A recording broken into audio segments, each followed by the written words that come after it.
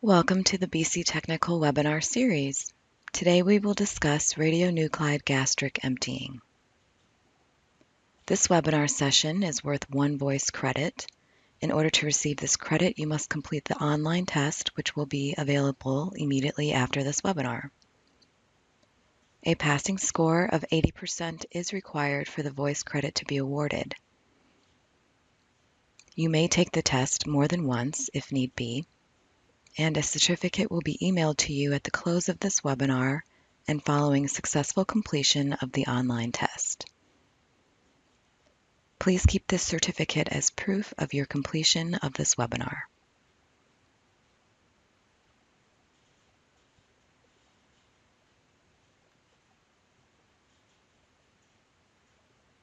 Radionuclide gastric emptying and motility imaging is a physiologic way to evaluate function. This program is a review of the Society of Nuclear Medicine and Molecular Imaging, American Neurogastroenterology and Motility Society, and the American College of Radiology consensus guidelines for measurement of gastric emptying.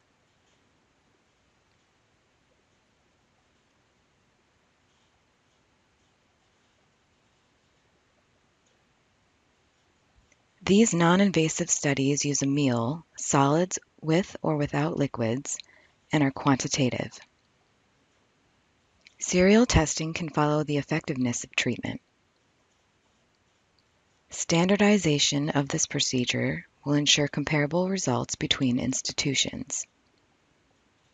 The 2015 published consensus guideline on the scintigraphic measurement of gastric emptying in adults by the SNMMI and ANMS is supported by the ACR, American College of Radiology, and will be discussed later in this program.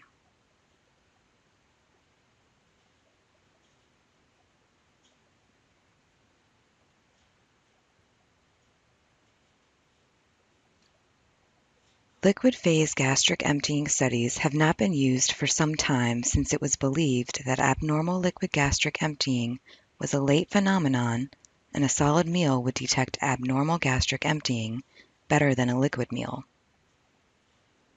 Recent studies suggest that liquids may detect some patients with abnormal gastric emptying when solid gastric emptying study is normal. There are, however, no consensus recommendations at the present time on the best liquid phase gastric emptying meal or protocol.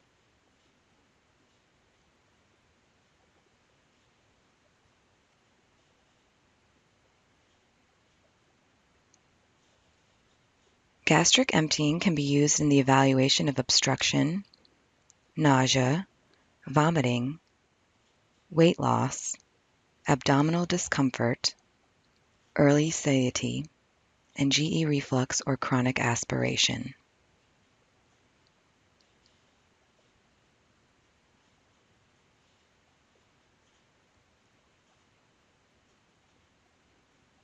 Contraindications are as follows. Pregnant or breastfeeding women must be excluded in accordance with the institution's policy, and appropriate radiation safety instructions must be adhered to. If the patient is allergic to eggs or any component of the meal. Blood glucose levels that are less than 40 milligrams per deciliter, or blood glucose levels greater than 200 milligrams per deciliter. Recent nuclear medicine procedures, radiopharmaceutical dependent, may also be a contraindication for this exam.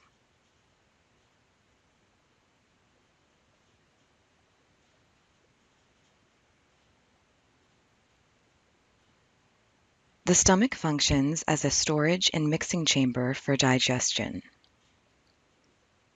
The digested food is then propelled into the duodenum. The stomach can be divided into regions. The proximal region, which is fundus, controls liquid emptying. The distal region, which is antrum, controls the rate of emptying of solids. Contractions in the proximal region create a pressure gradient to force liquid into the distal stomach through the pylorus. The distal portion churns and liquefies solids before they leave the stomach. Particles remain in the stomach until they are less than 1 to 2 millimeters in size.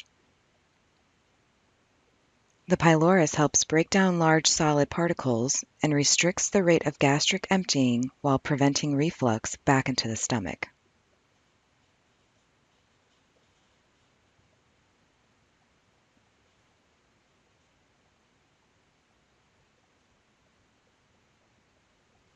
Gastric emptying is dependent on the volume of food and the density, which is the amount of carbohydrates and fats. Gastric emptying can be inhibited by hormones, such as cholecystokinin or gastrin. Rapid gastric emptying or dumping syndrome can occur after gastric surgery. Motility disorders can be mechanical or non-mechanical.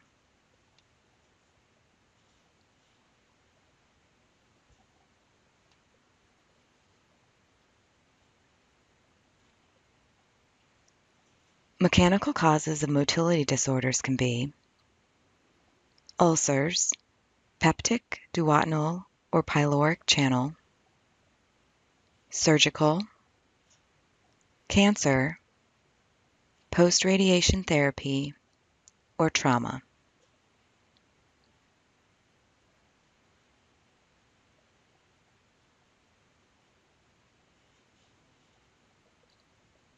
Non-mechanical causes of motility disorder can be metabolic, like diabetes, uremia, hypotension, hypertension, and gastroma. They can also be neurologic. Systemic diseases, such as scleroderma, smooth muscle disorders, and anorexia nervosa. Or they can be drug-induced, like anticholinergics or opiates.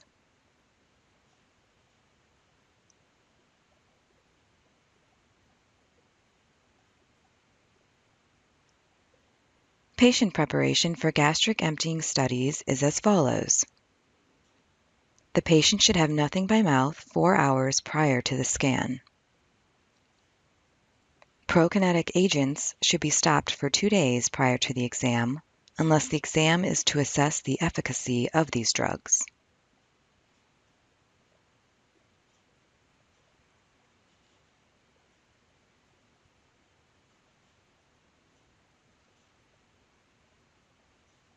The following medications are to be stopped 2 days before the exam. Opiates, antispasmodic agents, atropine, nifedipine, progesterone, octreotide, theophylline, benzodiazepine, and phentolamine.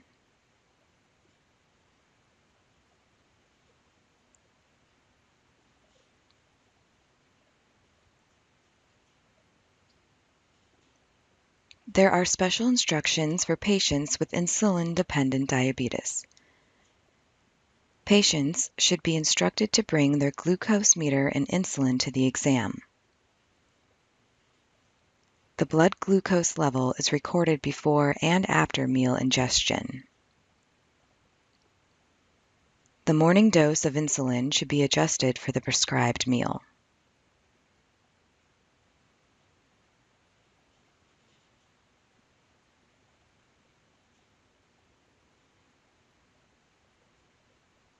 The consensus guidelines describes a standard meal that consists of the following: 4 ounces of liquid egg whites or egg beaters, 2 slices of toasted white bread, 30 grams of jam or jelly, and 120 milliliters of water.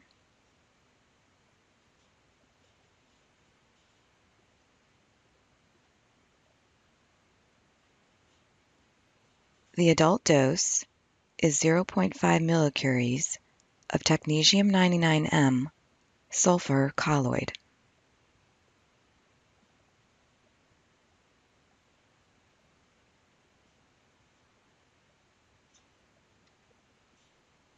The meal is prepared by mixing the dose of 0.5 millicuries of technetium-99m sulfur colloid into the egg whites in a shielded container and cooking it. While cooking, be sure to stir it once or twice until it has the consistency of an omelet.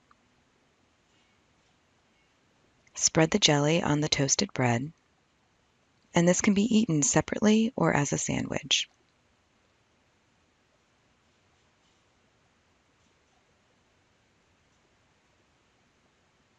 This is a picture of a standard meal.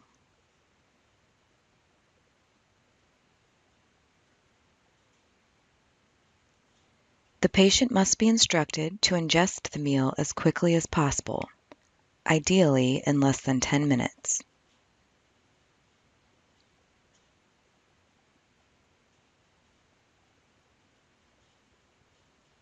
Recording is an important part of this exam. Record the time it took to consume the meal and if any was not eaten. 50% of the meal must be consumed to complete the test. If the patient vomits any part of the meal, this should be recorded and the test aborted.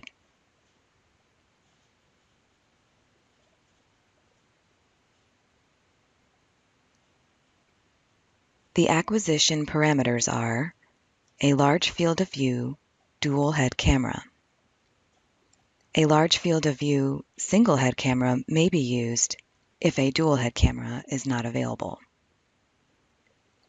The energy peak should be 140 keV, energy window 20%.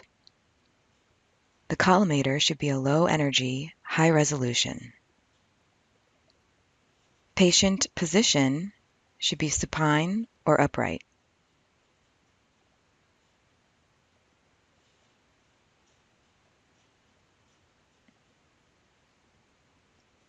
Imaging begins immediately after meal consumption.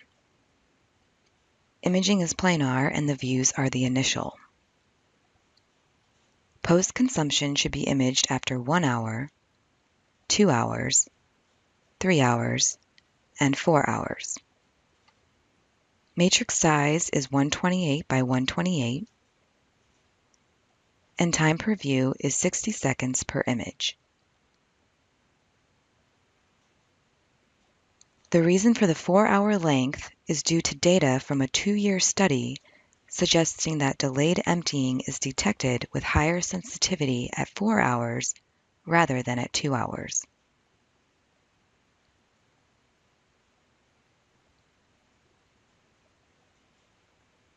During imaging, you need to obtain anterior and posterior images, positioning so that the distal esophagus, stomach, and proximal small bowel are in the field of view immediately after meal consumption.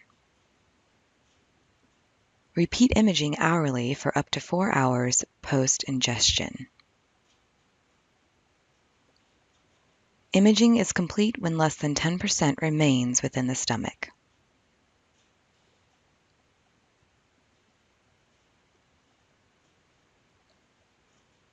These images are a 4-hour gastric emptying study acquired on a large field of view dual head camera.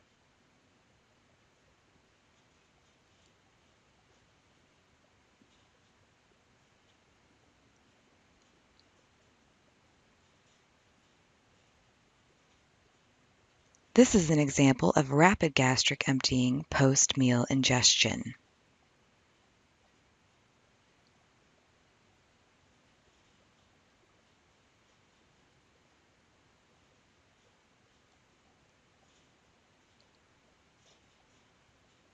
This is an example of minimal gastric emptying. Normal values for food retention in the stomach of an adult were found to be 37 to 90% at 1 hour, 30 to 60% at 2 hours, and 0 to 10% at 4 hours.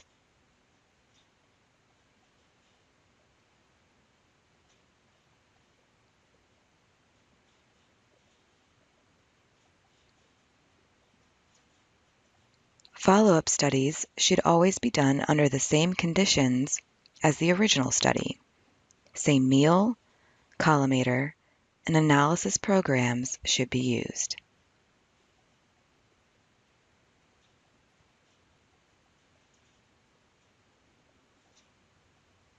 There are some scan options that can be applied. A dual head camera is preferred, but a single head camera can be used if acquired in the left anterior oblique position. Using a marker is often helpful. Placed on the iliac crest, it is used for positioning from scan time to scan time, and also it can be helpful in placement of the region of interest. An alternate meal may be needed for patients who are allergic to eggs or gluten. Similar nutritional content should be used in this alternate meal.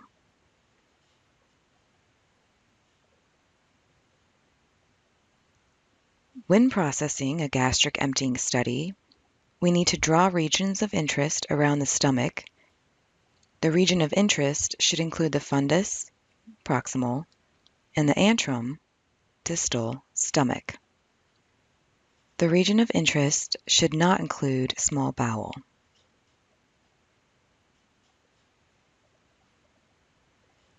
Typical anterior and posterior stomach regions are shown here.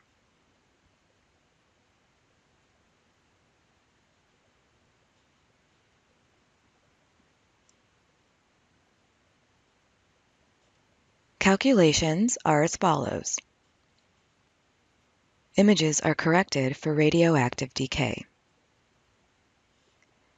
Calculation of the geometric mean is done if possible. Both anterior and posterior images are required to calculate the geometric mean.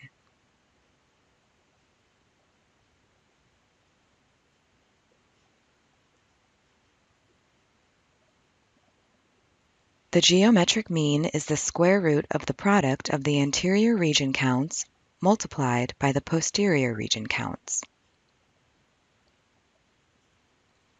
The results are displayed as the percent remaining in the stomach at each time point. Total gastric counts are normalized to 100% for time 0, which is the first image taken after the meal is ingested.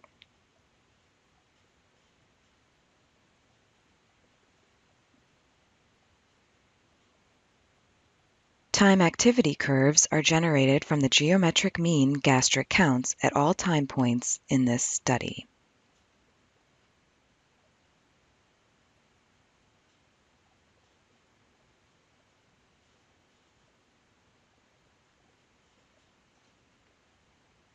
This is an example of a 4-hour gastric emptying study calculated from the geometric mean.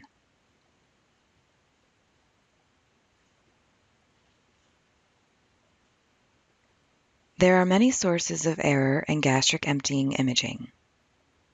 If the patient vomits after the meal ingestion, if there is poor labeling of the meal, if a non-standard meal is used, emotional fluctuations such as fear, anxiety, or anger, or nausea caused by a meal that may be unfamiliar to the patient.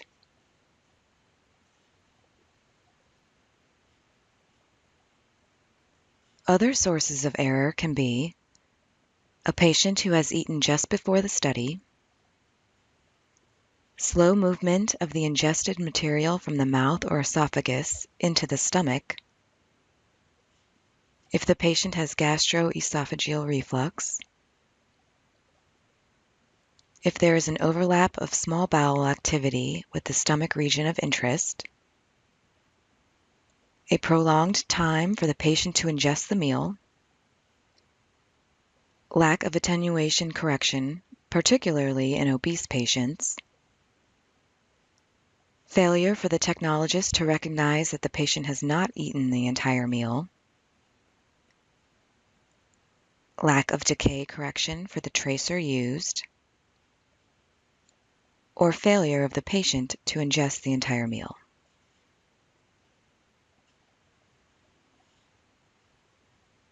This chart lists the normal limits for gastric retention for a 4-hour gastric emptying study.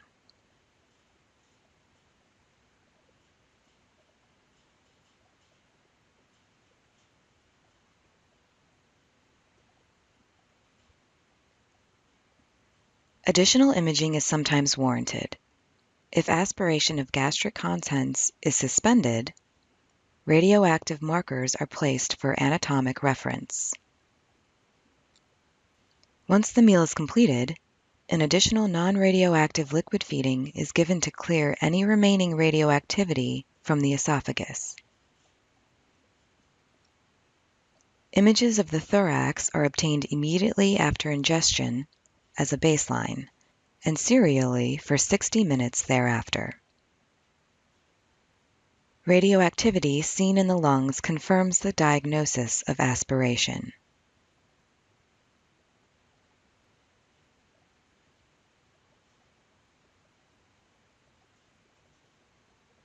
This is an example of an adult drug-induced aspiration.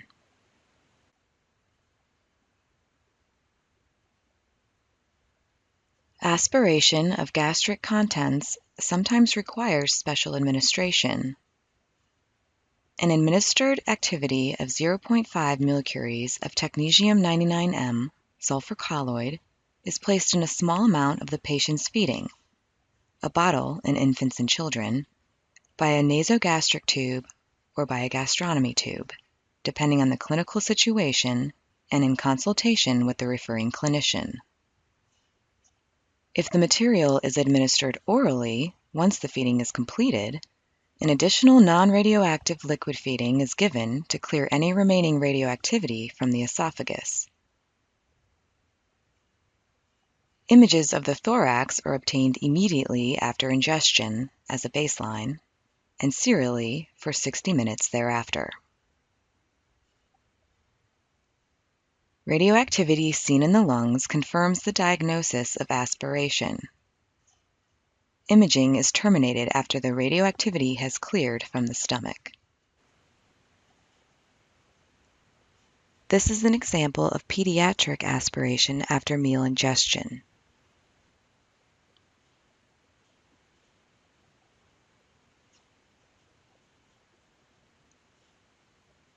In infants and children, evaluation for aspiration of gastric contents is included as a routine component of the radionuclide gastric emptying study and GE reflux exams. Gastroesophageal reflux refers to the symptoms of heartburn, regurgitation, and chest pain. Esophageal reflux occurs when either gastric or duodenal contents enter the esophagus. Lower esophageal sphincter incompetence must be present for reflux to occur.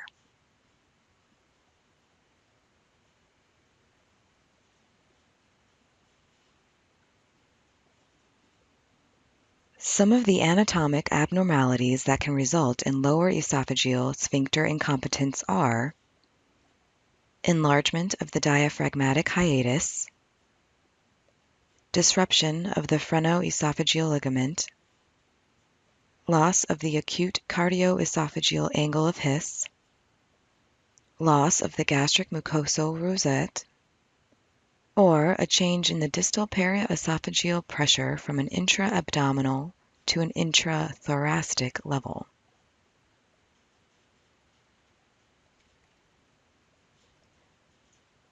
Factors that can cause depression of the lower esophageal sphincter pressure are fats, alcohol, chocolate, and cigarette smoking.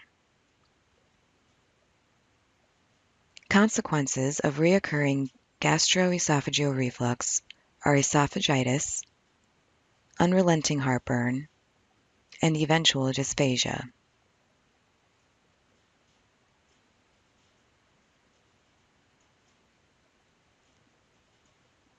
This is an example of gastroesophageal reflux seen in a 9-month-old infant after ingestion of technetium-labeled sulfur colloid formula.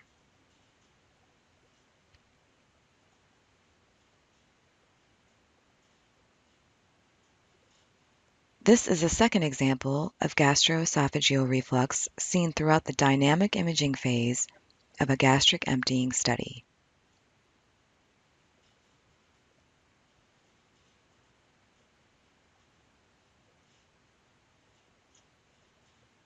Interpretation criteria is as follows.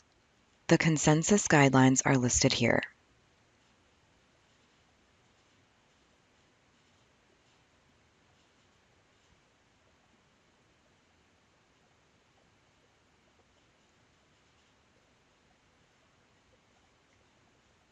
If a portion of the study is acquired continuously displaying these images in a cine format, it may better demonstrate the gastric anatomy. This is useful for certain conditions. In the evaluation of esophageal reflux, to evaluate whether there is an overlap of small bowel in the gastric region of interest, and also to evaluate possible movement of the gastric contents outside the drawn region of interest. Although continuous data collection for a portion of the study is not a part of the standardized protocol, many institutions may continue to use it for a portion of this exam. Static images should also be used to evaluate esophageal reflux.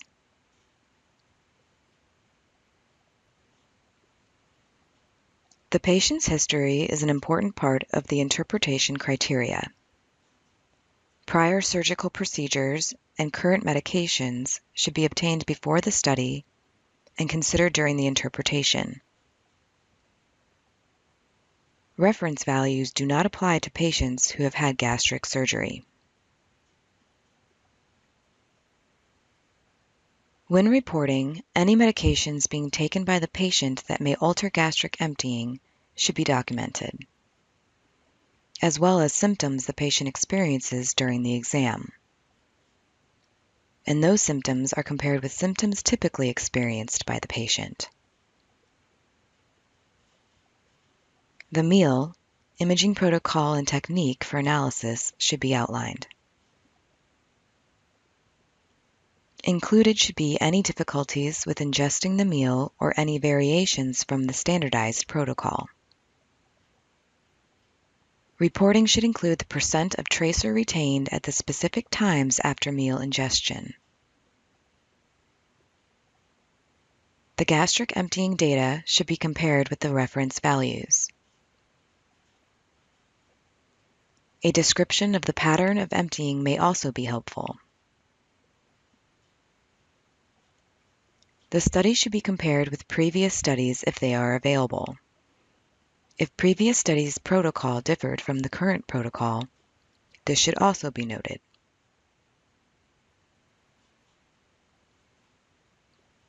By following the consensus guideline for adult gastric emptying studies, we can improve the reproducibility of this imaging procedure and minimize errors. Standardized patient preparation, meal preparation, and ingestion parameters are key aspects of these guidelines.